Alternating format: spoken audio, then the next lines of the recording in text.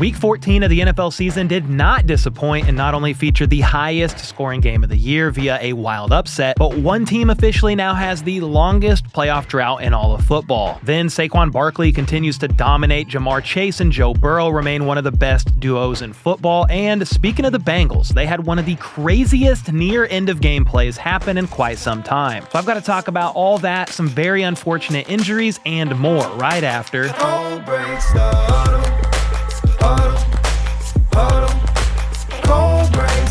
Alright, first up, the Miami Dolphins pulled out the overtime win over the Jets on Sunday as they got the ball to start OT and put together an 8-play drive that ended via a 10-yard Tua Tagovailoa touchdown pass to Jonnu Smith. So Miami won it 32-26, and it was a rare game this season where both Tyreek Hill and Jalen Waddle went off. Tyreek caught a season-high 10 passes for 115 yards and a touchdown. Meanwhile, Jalen Waddle also had a career-high 9 catches for 99 yards. The Dolphins moved to 6-7 with that victory, but time is running out for them with just 4 games left. They still need to leapfrog Indy and Denver for a wild card spot, and with the way the Broncos have been playing, I don't know if that's going to happen, but crazier things have taken place during the final stretch of the season, so we shall see. As for the Jets, they were officially eliminated from the postseason after that loss sent them to 3-9, and it's now the 14th season in a row. Yes, 14 seasons in a row that they'll miss the playoffs, which is actually the longest active playoff drought across all the major American sports. The good news for Jets fans is, because you're technically all the way at the bottom, it's only up from here. Now, a couple teams the Jets will be competing with for that top draft pick are going to be the Tennessee Titans and Jacksonville Jaguars, who played each other on Sunday with the game going about as expected. The score was 3-0. Jags up at the half, with the first and only touchdown of the game coming midway through the fourth quarter when Tank Bigsby broke a couple tackles, and that gave Jacksonville a 10-6 lead, and that's how the game would end as Tennessee turned the ball over on downs their last 2 drives. It was a pretty forgettable day for both quarterbacks. Mac Jones was 23 of 31 for 220 yards and 2 first-half INTs, while Will Levis was 19 of 32 for just 169 yards. Both of these teams are now 3-10 with their season being long gone, and their focus now probably being what first-round draft pick they end up getting. Well, I think it got even easier for the Raiders to tank after they lost Aiden O'Connell to a knee injury that could reportedly be season-ending. Just kidding, actually. Reports were that it was initially feared he might miss the rest of the season after getting carted off on Sunday in their game against the Buccaneers.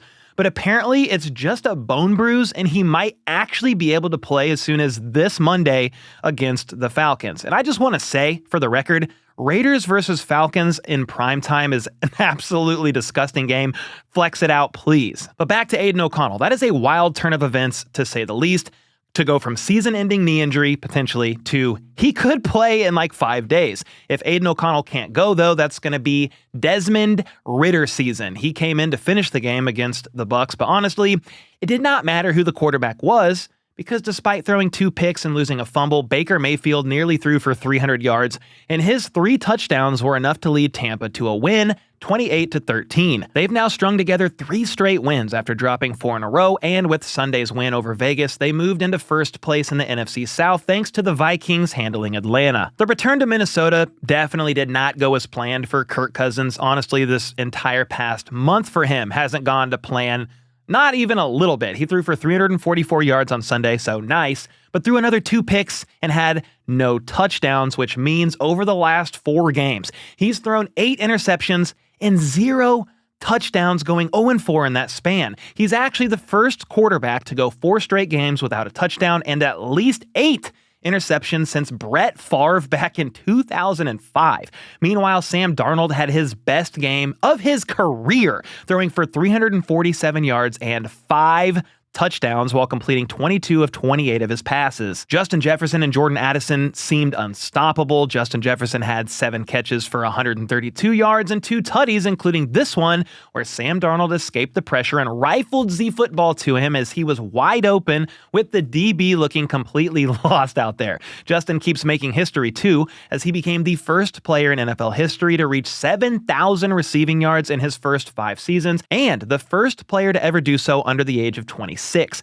Jordan Addison was just as lethal in this one. He led the team in targets, catches, and yards, finishing with 8 receptions for 133 yards and a career-high 3 touchdowns. The score was actually tied up at 21 apiece at the end of the third, but the Vikings pulled away in the fourth, scoring 3 unanswered touchdowns to give them the win 42-21. They're now 11-2 and just a game behind the Lions, who are 12-1, with the two teams playing each other in Week 18. Then, like I was saying before, Atlanta is now second in the division behind Tampa, but they play the Raiders, Giants, and Panthers in 3 of their next 4 games, with a real opportunity to maybe get back into first. I don't know.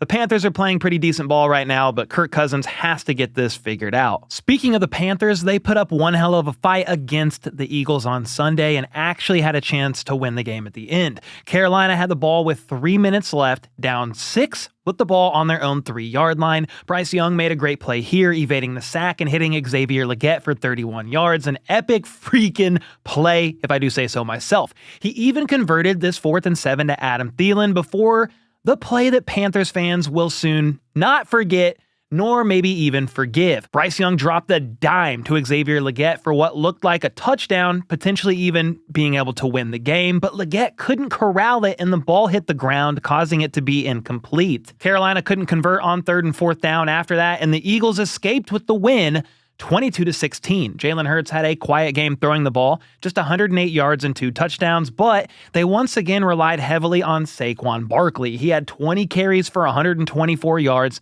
and moved to 1,623 yards on the year, which is officially an Eagles franchise record. He's now just 482 yards away from the single-season rushing record, so with 4 games remaining, he'd need to average 121 yards per game in order to break it, which isn't impossible, but we shall see. Then, this is a bummer, but Jonathan Brooks, the Panthers rookie running back who just came back from an ACL tear his final year of college, has sadly torn that same ACL yet again. He went down with a non-contact injury in that game against Philly, and it was announced yesterday that he had indeed torn it. Just a really unfortunate injury for a promising young player who's worked so hard to come back from the same exact injury. Unreal. Definitely going to be wishing him the best as he heads back to the recovery process. So while that is a tough pill to swallow for Panthers fans, they should be encouraged by the fact that Bryce Young is shaping up to potentially be their franchise quarterback after all. They've had 3 close games in a row to pretty decent teams, as you can see here on the screen, and while they have lost all 3, they've been competitive, which is what you want to see. Next up, the Giants gave it their all, but they are still yet to win a home game all season long. They came close against the Saints, coming back from being down 14-3 in the 4th quarter. Tyrone Tracy punched in this touchdown, and Malik Neighbors caught the tipped pass for the 2-point conversion to make it 14-11. It appeared to be over when Drew Lock threw a pick late in the 4th, but the Saints went 3 and out and gave New York one last chance. Drew Lock picked up a 4th down with his legs and helped set them up for a potential game-tying 35-yarder, a chip shot for an NFL kicker, but like we've seen multiple times so far this season, the kick was blocked and the Saints walk away with the win 14-11. The Saints have had an insane season when it comes to injury. They've dealt with major injuries to Derek Carr, Chris Olave, Taysom Hill, Rashid Shaheed, among others, and now Derek Carr once again. He left late in the game on Sunday with an injury to his left hand, suffering a significant fracture in his non-throwing hand, and is now expected to miss several weeks.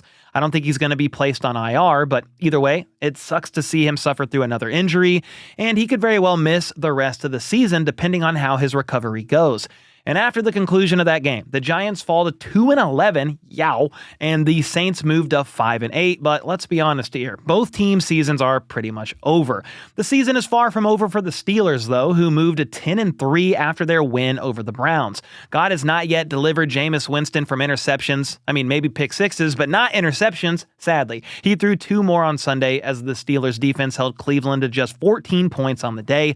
Russ wasn't cooking, but he cooked up these 2 touchdowns in the second half and finished with just 158 yards on 15 completions. The Steelers currently have a 2-game lead over Baltimore in the AFC North and are technically still in play for the 1 seed. They're 2 games behind the Chiefs at 10-3, but those 2 teams play each other on Christmas, and if the Steelers win that game, then it's certainly not impossible. Now, a couple things to mention here. The Browns just today waived Kadarius Toney, who was just signed to their active roster to be their returner, but he had 2 disastrous plays, one drawing a personal foul ball, and he then muffed the punt at the end of the game, negating any chance of a comeback for the Browns.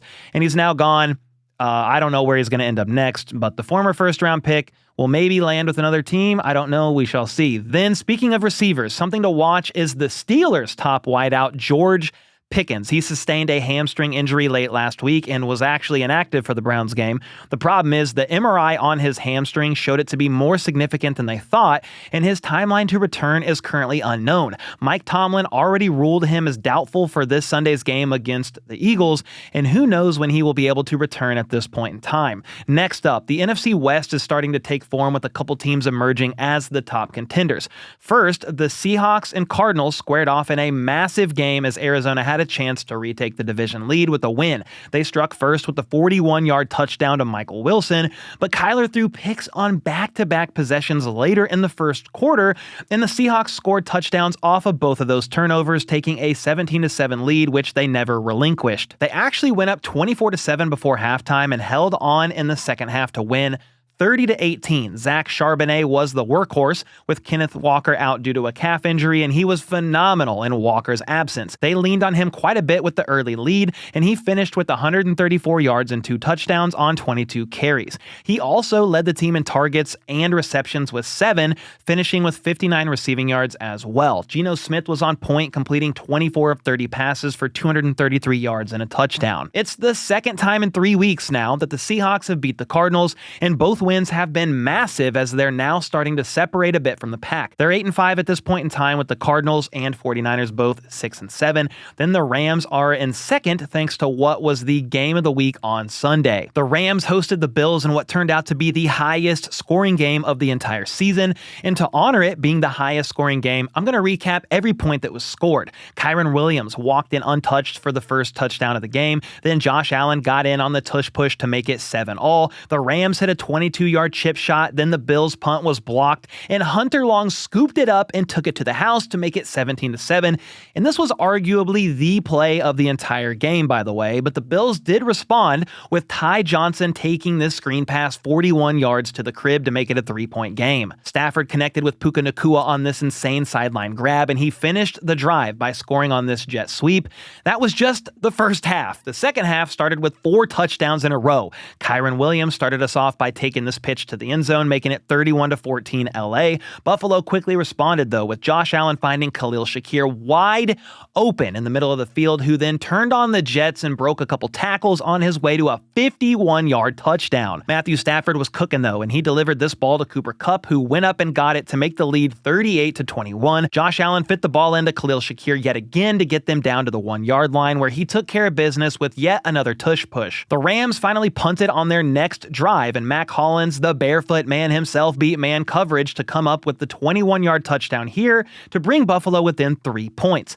And that's when the Rams put together one hell of a clutch drive that ended with Puka Nacua scoring on this wide receiver screen thanks to an incredible block by Cooper Kupp. So down 9 with 1 minute and 54 seconds to go, Josh Allen drove the boys down the field and tush-pushed his way to his 3rd rushing touchdown of the game, and they actually tried the same play prior to this and couldn't get in, and that forced them to burn one of their 3 timeouts, their first of the half, and ultimately meant they had to kick an onside kick rather than being able to kick the ball off and try to make a stop on defense to force a punt. Well, the Rams then recovered the onside kick, and that was all she wrote. Rams win it 44-42. It was one gutsy performance from the Rams offense, who needed the win in the worst way to stay alive both in their division as well as the wild card race. Stafford was pretty awesome all game, going 23 of 30 for 320 yards and 2 touchdowns. Puka Nacua caught over half of those passes, finishing with 12 grabs for 162 yards and a touchdown, plus the other that came on the jet sweep. Then for the Bills, even though they lost, Josh Allen showed once again why he is the favorite most likely to win MVP. This man had 342 passing yards and 3 touchdowns, plus 82 rushing yards and 3 rushing touchdowns. Yes, they were all from a tush push, but still, 6 total touchdowns on the day and 0 interceptions, and he became the first player in NFL history to score 3 passing touchdowns and 3 rushing touchdowns. Meanwhile, the Bills became the first team in NFL history to score 6 or more touchdowns without a turnover and still lose the game. That loss hurt Buffalo pretty badly as they fall another game behind KC in the race for the 1 seed, which I am not complaining. Then before we get to the primetime games, we got to quickly talk about the Niners and the Bears. This one got out of hand quickly with San Francisco taking a 24-0 lead at halftime and never looked back, going on to win 38-13. Brock Purdy was nearly perfect, throwing for 5 incompletions on 25 throws for 325 yards and a pair of touchdowns that went to Juwan Jennings. Isaac Guerrero filled in nicely for Christian McCaffrey and Jordan Mason, who are both on IR, and the rookie had 15 carries for 78 yards and 2 scores on the day, plus 2 catches for 50 yards. So yet another solid performance from a 49ers running back. However, he's reportedly dealing with a foot sprain, and Kyle Shanahan said the team will continue to evaluate him over the next few days to see if he's good to go for Thursday night or not. So the offensive injuries don't stop for the Niners. The list is long, like Santa's naughty list. The defense came to play as well, though, and they held Chicago to just 162 yards of offense, with San Francisco outgaining them by nearly 300 yards on the day. So here's how the bottom of the NFC is shaking out right now. San Francisco is 6-7 and is behind Arizona and Atlanta, who are also 6-7. Then they're also behind the 7-6 Rams and the 8-5 Commanders. With that being said, their playoff hopes are looking very thin right now as they're behind several teams in both the division and the conference. The NFC West is going to come down to the 8-5 Seahawks and the 7-6 Rams. They close out the season playing each other in Week 18 as well, so I'm hoping we get a winners-take-all game. And then the Chiefs keep finding new ways to win close games as they continue to enrage 31 teams in the NFL and then stress out their entire fan base. They hosted the Chargers on Sunday Night Football and held a 13-0 lead at halftime. The Chargers came out of half hot, though, and scored 2 touchdowns on their first 2 drives to take the lead for the first time in the game, 14-13. Both teams traded field goals, and the Chiefs had the ball down 2 with 4.5 minutes to go. And obviously that is too much time to give somebody like Patrick Mahomes, and not an ideal situation for the Chargers defense to be in, even if they are the number 1 scoring defense in the NFL. Well, guess what? He did it again, delivered another game-winning drive, evading pressure on this 3rd and 10 and firing one to Xavier Worthy for 14 yards. He then took off running to pick up the first on 2nd and 8, and then on this 3rd and 7 to basically ice the game and allow them to kick a game winner. Mahomes found Kelsey for the first down to set up this Matthew Wright 31-yard chip shot. That's even shorter than an extra point, so it should be no problem whatsoever. Well, unfortunately, Matthew Wright plays for the Chiefs, so he had to make it suspenseful and bang it off the upright, with the ball finding its way inside to give KC the win, 19-17. And with that win, the 2-time defending Super Bowl champs moved to 12-1 and clinched the AFC West for the 9th straight season. Then finally, the Bengals traveled to Dallas to take on the Cowboys on Monday Night Football, and this game had one of the craziest near-end game plays I've ever seen. The score was tied 20-all with 2 minutes to go in the game, and the Bengals were actually facing a 4th and 27 from their own 29, and they had to punt. However, Nick Vigil shot through the line and blocked the punt,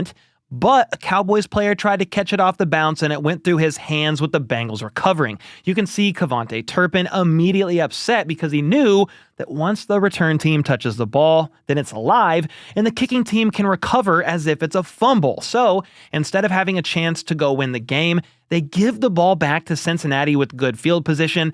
And of course, just 3 plays later, Joe Burrow hit, you guessed it, Jamar Chase on this quick out, and he made his man miss before taking off to the end zone. Game over. Well, essentially, because we all knew Cooper Rush wasn't leading a come-from-behind win, which is exactly what he did not pull off. Back to Jamar, though. He had another monster game. That touchdown gave him 2 on the day to go along with 14 receptions for 177 yards. This man leads the NFL in catches, receiving yards, and receiving touchdowns, and his quarterback, Mr. Joe Burrow, leads the league in passing yards and passing touchdowns, yet this team is somehow 5-8. Well, it's due largely in part to their defense underperforming greatly, to say the least, but after this win, even if they manage to win out every single game the rest of the season, they still have a very, very small chance at making the playoffs, as Cincinnati is currently still behind Miami, Indy, and Denver for the 7th seed. Now to the Cowboys. You could see Cowboys players visibly upset with how that game played out, And I really can't blame them. It's been that kind of year for both of these teams, really. Both have greatly underachieved based on preseason or offseason expectations, and losses like this are incredibly frustrating. Any slim chance the Cowboys had at the postseason is now gone as they dropped to 5-8 with a 1-6 record at home. And to make matters worse, their young star pass rusher DeMarvion Overshown got his right leg rolled up on by a Bengals offensive lineman and had to leave the game in the fourth quarter.